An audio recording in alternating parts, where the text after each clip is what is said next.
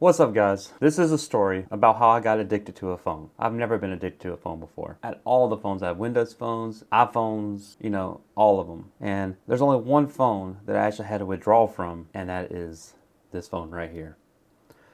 The Galaxy Z Fold 7. I actually returned this phone, got a phone, withdrawed from it for a week, and then here it is again. Why is it that this phone is changing so many people's ideas about how the phone should be and all that stuff? I don't know. All I know is that I got addicted to it and I had to have it back, so I did. So this is my story about how this phone caused me to have an addiction to cell phones. So with that being said, let me tell you how I started my journey. I started my journey off with a Motorola Razr. When I was 18 years old, I got my Motorola Razr. It was cellular network, singular network, singular wireless.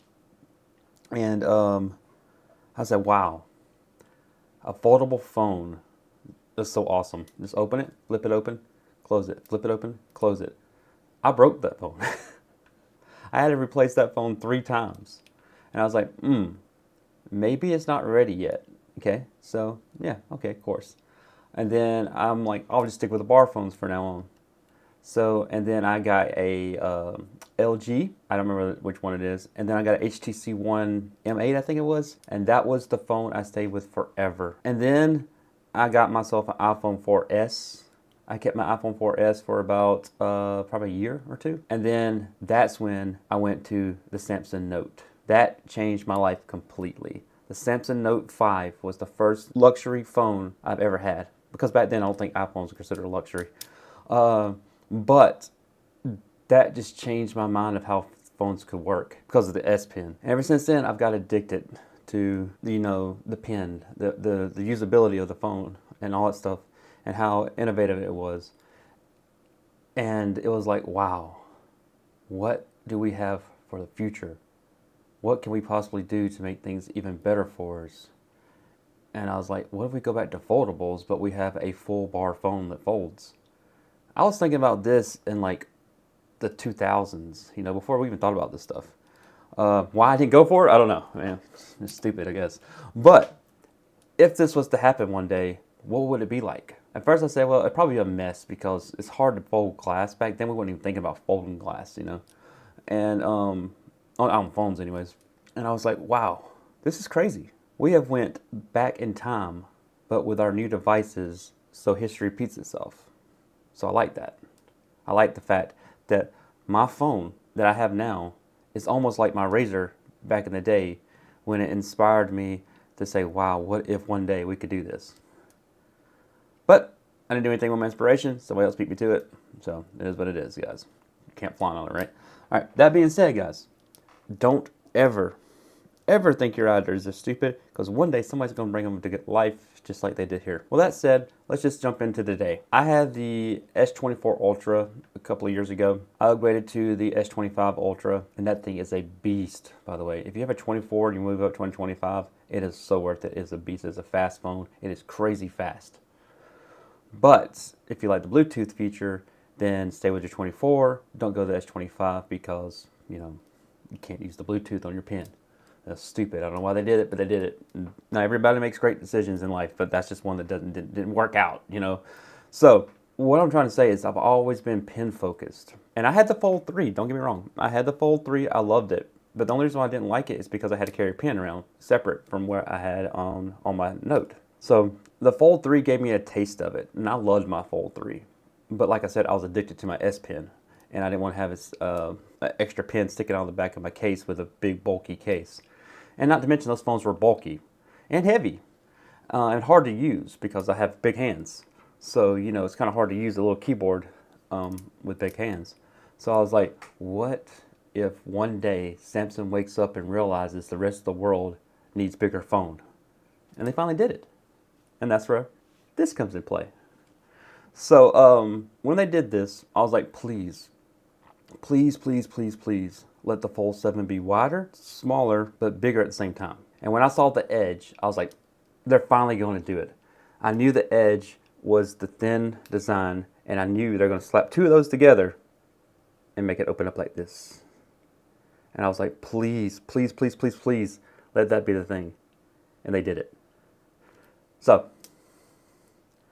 when I felt this for the first time in my life, it was so thin feeling that I could not believe my eyes. I had this phone and my Ultra beside each other, and I totally spaced out on the Ultra and went straight to this phone. This phone is something special. I know it's not the only flat screen, foldable, whatever, but this really is the world's thinnest foldable, not count the camera. For some reason, people don't count the cameras, but I mean, if you look at the other phones, they have camera bumps too. So people complain about this little camera bump. Yeah, iPhones have it. The regular Samsungs have it. So if you take that, in fact, all phones are really, really thick because of that camera. But even with that camera bump right there, it's almost as thin as the Ultra 25. So I don't see why people are complaining. And then when you open this thing up, look at that. It is so thin and durable. It's durable. And then you open it up, and there you go. You can only see the crease when the thing's off, but when it's on, turn it back on. But when it's on, you can't even tell it's there. You can tell if you look at it that way, but when you're using it, it's gone. Okay? You can see it a little bit, but you really have to look forward. And I would say, this phone is just amazing. That's all it is. Battery life's not as great, but that's what you get when you get two devices in one. Now, I understand people get mad at Samsung for not going to new technology, battery technology, but that technology hasn't been proven yet. So why would you want to buy a $2,000 phone, have your battery blow up or die on you in 2 years, and then you still got a year of pay left on that phone if you do it through a contract, a lease through your company. If not, then you pay it outright, then you just wasted $2,000, Doesn't make sense to do that yet. So once that technology is proven, then Apple and Samsung will start putting those in their phones. But until then, it's a great move. I'm glad they did it. They already had some battery issues in the past. We know about that. So we don't need to have that happen again. I'm happy that they're taking their time and getting it right. I don't care if my phones last all day. I don't know what people do all day, but I can open this thing up, play on it, watch YouTube videos, play games on it, listen to music, close it, open it, and it never dies. So if you use that, I don't know how you do it. But I don't use the 120 hertz. I don't need 120 hertz on a freaking video game. Not on a tablet or a phone anyways, because it makes no sense. I mean, 120 hertz when you're using this, yeah. But when you're playing the games, they can't go that fast anyways. So you shouldn't even worry about 120 hertz on your games. If you're doing 120 hertz on your games, that's why you are killing your battery. Use 60, you won't be able to tell. Well, I can't tell. And I have a 240 hertz monitor that I play on all day.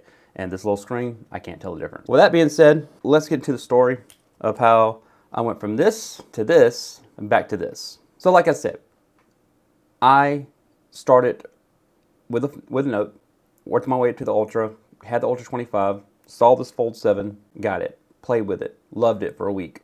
I was on my phone too much, so I got rid of it. I said, this is probably not healthy for me. But then I realized I'm always on my phone. I'm always on my tablet doing something. So I just literally replaced my phone with my tablet. Basically what I did. So then I realized that this phone right here is garbage compared to my Fold 7. And I've used this for about a week, and I had issues with it. I had like cellular issues where the signal will go out every day at about the same time or something, the S25 Plus. And I was like, man, I've never had a mid-tier phone. Is this what they go through? Because I've always had the premiums. I like the Ultras and the Folds and all that stuff. Speaking of that, I got the Ultra watch. I have everything. I have the Tab S10 Plus or whatever, because you can't get the Ultra in cellular, so I didn't get it. But yeah, I was looking at this phone and I was like, this is $1,000 device. My Ultra is a $1,300 device, and that was a $2,000 device. But the only reason why the Fold is $2,000 device is because it's a tablet and a phone together. So in reality, it's probably just a $1,000 phone with a $1,000 tablet, or what do you even call it? We can put it that way. That makes logical sense. So why is it that this $1,000 phone has issues, but this $2,000, supposedly $1,000 phone, doesn't? So issues with this phone. Not every S25 has issues. I've heard a lot of people have issues with the S25 and the S25 Plus. But when it comes to the Ultra, the Edge, and all that, I hadn't had anybody said any issues because I believe it's made with different silicon. I could be wrong. I could be wrong. I could be wrong. But that's how they do processors. So why wouldn't they do the same thing with phones? You know, better grade silicon in the higher end phones, lower grade silicon in the lower end phones. Is that true? No clue. But that's what I'm thinking. But anyway, I'm off subject here. I had this phone for 2 days, maybe 3 days. The fourth day, I was like, I can't do it no more. It's boring. It's just not there, you know? And I was like, man, just having that experience of having this great big, I don't know, canvas to look at your stuff, and just the quality of the screen, how flat it is, how convenient the thing is, how you can do your, you know, selfies like this or your TikToks or Instagrams like this. I'm like, it just makes so much more sense to use the higher end quality stuff than being stuck with this 10 megapixel camera. It made no sense. So I forked out on $200 and got her back. And I am the happiest person I've ever been with a phone. And it's weird. I've never experienced this. I've never felt this. So just opening this thing up, touching your fingerprint, looking at this system, looking at this game, it's just amazing. And then if I just want to close it, I just close it. It resumes where I'm at here.